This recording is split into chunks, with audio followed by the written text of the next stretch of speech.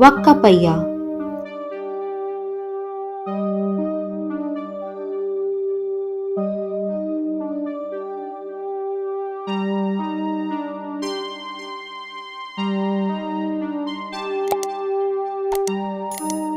ہر سال کی طرح اس سال بھی میں اپنی سالگرہ منفرد انداز میں گزارنا چاہتی تھی، اس لیے ہفتہ بھر بہت سوچنے اور دماغ کے گھوڑے دوڑانے کے بعد بھی جب کچھ نہ سوجھا تو میں نے اپنی سہیلی سے مشورہ کیا، جس پر اس نے مجھے بنت فاطمہ اولڈ ایج ہوم جانے کا مشورہ دیا۔ مجھے اس کی تجویز بہت پسند آئی۔ امی اور بابا کو بھی کوئی اعتراض نہ تھا۔ بس پھر کیا تھا، اپنی سالگرہ کے دن میں بہت ہی خوشی کیک اور باقی لوازمات لیے اپنے دن کو یادگار بنانے کے لیے اولڈ ایج ہوم پہنچ گئی۔ انتظامیہ سے اجازت ملنے کے بعد انچارج مجھے وہاں کی رہائشی حصے میں لے گئیں۔ وہاں موجود سارے ہی بزرگ افراد چہرے پر مسکراہٹ لیے میری طرف بہت شائستگی سے دیکھ رہے تھے۔ ان سب کے درمیان بیٹھے ہوئے مجھے ایسا ہی محسوس ہو رہا تھا جیسے یہ سب میرے اپنے ہی ہیں۔ کیک کاٹنے اور کھانے کے بعد باتوں کا سلسلہ چل نکلا۔ اسی دوران میں نے محسوس کیا کہ سامنے آرام کرسی پر بیٹھی ایک بزرگ اماں جو کم و بیش میری دادی کی ہی عمر کی ہوں گی، ان کی بے چین سی نظریں مسلسل میرا طواف کر رہی تھیں۔ میں بھی سب کے درمیان سے اٹھتے ہوئے ان بزرگ اماں کے پاس آ گئی۔ کیا بات ہے اماں؟ میں نے نہایت ہی شائستہ انداز میں ان سے پوچھا، جس پر انہوں نے مجھے سویرا کہہ کر پکارا۔ سویرا کون ہے اماں؟ سویرا میری پوتی ہے۔ ہاں بالکل تمہاری جیسی بھولی صورت، ایسی ہی چمکتی ہوئی آنکھیں تھیں اس کی۔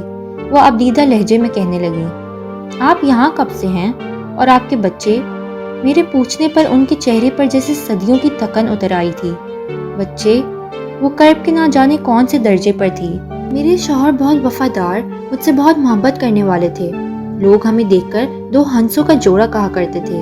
ان کا تعلق ادب سے تھا، لکھنا انہیں بہت پسند تھا۔ مجھے بیٹیوں سے زیادہ بیٹوں کا شوق تھا، اور خدا کا کرنا ایسا ہوا کہ اس نے ہمیں 4 بیٹے عطا کیے۔ میرے شوہر اکثر مجھ سے کہتے کہ کلثوم، ایک بیٹی بھی ہونی چاہیے تھی جو تمہارا خیال رکھتی، تمہاری خدمت کرتی، اور میں جھٹ سے اپنے شوہر سے کہہ دیتی کہ مجھے بیٹی کی کیا ضرورت ہے، میرے بیٹے ہیں نا میری خدمت کے لیے، وہ رکھیں گے نا میرا خیال۔ اماں نے کہتے ہوئے ایک سسکی بھری اور اپنی آنکھیں دوپٹے سے خشک کرتے ہوئے کہنے لگی، میرے بڑے بیٹے کی شادی کے فوراً بعد میرے شوہر کا انتقال ہو گیا۔ اپنے عزیز جان شوہر کے کھونے کا مجھے بہت غم تھا، مگر مجھے تسلی تھی کہ میرے بیٹے میرا سہارا موجود تھے۔ مگر یہی میری خام خیالی ثابت ہوئی۔ بیٹے کی شادی کے فوراً بعد ہی اس کے رنگ ڈھنگ بدل گئے۔ وہ مجھ سے کترانے لگا، بات بے بات بیوی کے سامنے اور اپنے دوسرے بھائیوں کے سامنے جھڑک دیتا۔ اس کے ہاں بیٹی کی پیدائش ہوئی۔ اسی دوران میں نے اپنے دوسرے اور اس سے چھوٹے بیٹے کی بھی شادی کروا دی۔ ان کی شادی کے بعد ایک نیا محاذ کھل گیا کہ بڑے بیٹے نے اپنا حصہ مانگ لیا اور وہ اپنے بیوی بچوں سمیت علیحدہ ہو گیا۔ ابھی میں بڑے بیٹے کا غم نہیں بھولی تھی کہ میرے دوسرے بیٹے کی بیوی نے بھی یہی فرمائش کر دی کہ سب کو سب کا حصہ ملنا چاہیے۔ میں اس بات کے حق میں نہیں تھی، میں نے صاف انکار کر دیا، جس پر میری بہو نے گھر میں ہنگامہ مچا دیا۔ آخر میں میرے بیٹے کے اصرار پر میں نے باقی کے 3 حصے بھی تینوں بیٹوں کو دے دیے۔ سب بیٹے اب علیحدہ رہنے لگے تھے۔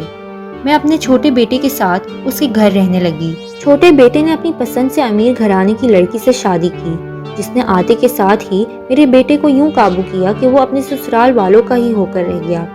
اب مجھے یہ کہہ کر گھر سے جانے کا کہہ دیا کہ آپ کے باقی بھی 3 بیٹے ہیں، ان کے پاس چلی جائیں۔ بڑا بیٹا تو پہلے ہی نالا رہتا تھا، وہ کیا اپنے ساتھ رکھتا۔ میں دوسرے بیٹے کے گھر چلی گئی۔ مہینہ بھر تو آرام سے گزر گیا، بہو بھی اچھے سے رہی۔ پھر ایک دن چائے پر میرے 4 بیٹے اکٹھا ہوئے۔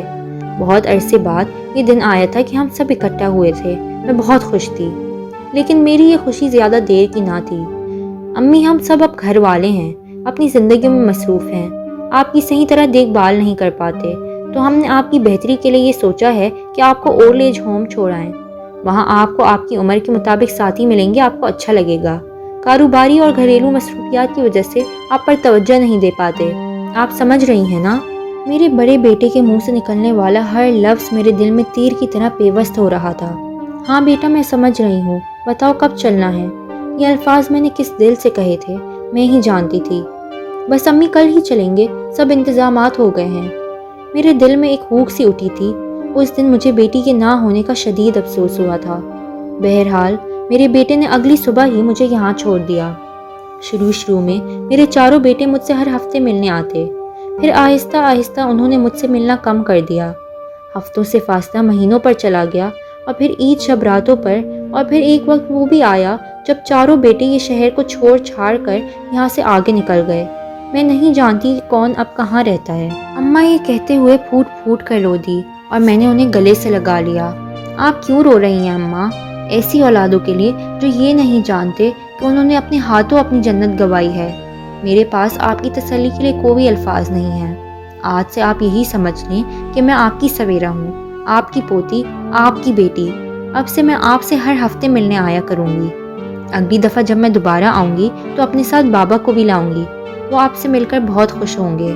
میری دادی کی گزر جانے کے بعد وہ انہیں بہت یاد کرتے ہیں، آپ سے مل کر انہیں بھی بہت اچھا لگے گا۔ میری بات سن کر اماں کی روئی ہوئی آنکھیں مسکرانے لگیں۔ تم بہت پیاری بچی ہو۔ شام ڈھلنے تک میں وہیں ان کے پاس بیٹھی باتیں کرتی رہی۔ واپسی پر میں ان سے دوبارہ آنے کا وعدہ کرتے ہوئے نکل گئی۔